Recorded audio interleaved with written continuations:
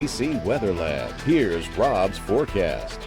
Welcome back. Well, our weather just getting hotter and hotter over the next several days. Rain chances near zero, at least over the next 5 to 7 days. And then, of course, we're watching Dorian, the rest of the tropics. You can tell we're getting into the heart of hurricane season by the number of systems we're tracking in the Atlantic.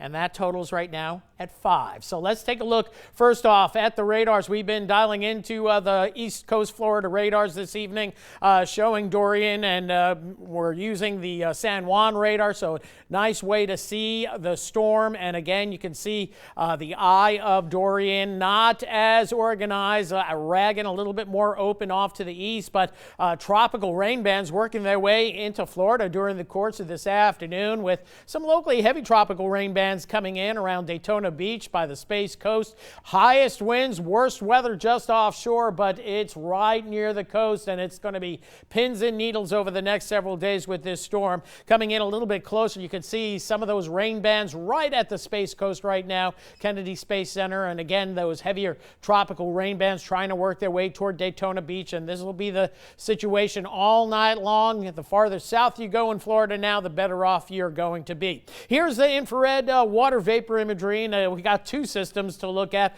One down here, that's Tropical Storm Fernand. That's going to be done with shortly. High pressure ridging southward, and that's only going to build in the wake of this tropical system, in the wake of this tropical system bringing down dry air. So it's going to be a hot, expansive ridge of high pressure over the Gulf South. Meanwhile, the Bermuda Ridge over here that was kind of keeping Dorian stuck down to the south, that is weakening, and this trough along the East Coast beginning to lift this up. But it's going to be a very interesting play over the next couple of days, watching how Dorian threatens the east coast of the U.S. First off, here's our tropical depression, then tropical storm Fernand. It'll be moving inland. We'll get to tracking it in just a bit, but let's take care of Dorian first. Notice a much different satellite representation compared to what it was about 24 hours ago, but the eye now about 30 miles wide, disorganized, and part of the problem, it was sitting over the same area for the last 36 hours, so cooler water was upwelling, and that kind of weakened the storm a little bit, but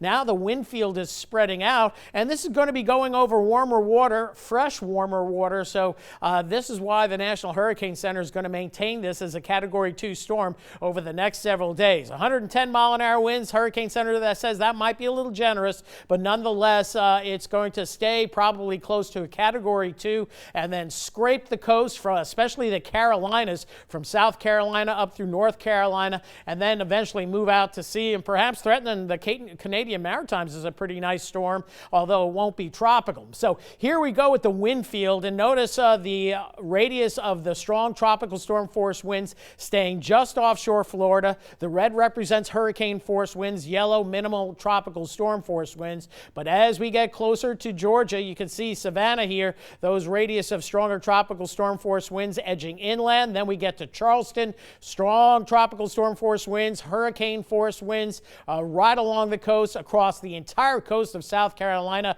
up through Myrtle Beach, Wilmington, and then likely all the way through Hatteras. So this is going to be a rough storm system doing its most damage in the U.S., more than likely South Carolina, North Carolina, and that's going to happen over the next several days. As for, and the main reason is going to be storm surge. Look at some of the storm surge values, 6 to 9 feet here southwest of Myrtle Beach. It all depends on the wind direction, and when you're getting the easterly winds or the northeasterly winds here, that's when the water piles up. The same as we go down at Charleston, some big water in the low country here, and then we go down to Beaufort and then all the way down to Georgia. Still, there's going to be storm surge issues running up the rivers, the local rivers, all the way down through Florida. You get down to about Jacksonville. On northward, there's still issues, but on southward, some coastal erosion and flooding, but not as bad as what it's going to be farther to the north. So let's take a look at our tropical storm in the Gulf of Mexico. Look at it now. By this time tomorrow night, we We won't be talking about it. FERNAND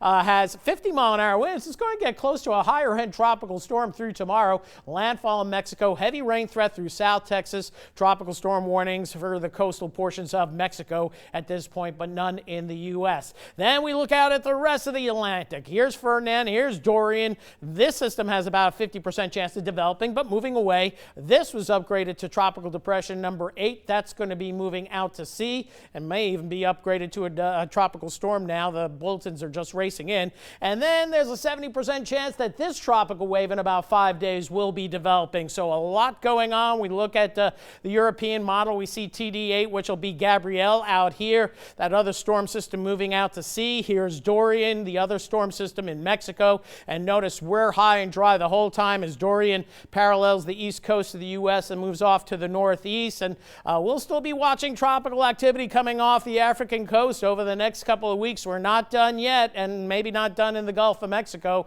but we are high and dry and hot. But at the end of the 10-day forecast, perhaps a frontal boundary for the weekend after next. But that's a long ways away. Warm and humid overnight tonight, 74 the low, clear skies out there, nearly calm winds, 96 the high tomorrow. I'm going to call it the endless summer for the rest of the week because the heat's going to crank up and further. Thursday, Friday, Saturday, temperatures pushing the upper 90s, heat indices 105 to 110, and this will be not only the third heat wave of the summer. We've had 2 or 3 day heat waves so far.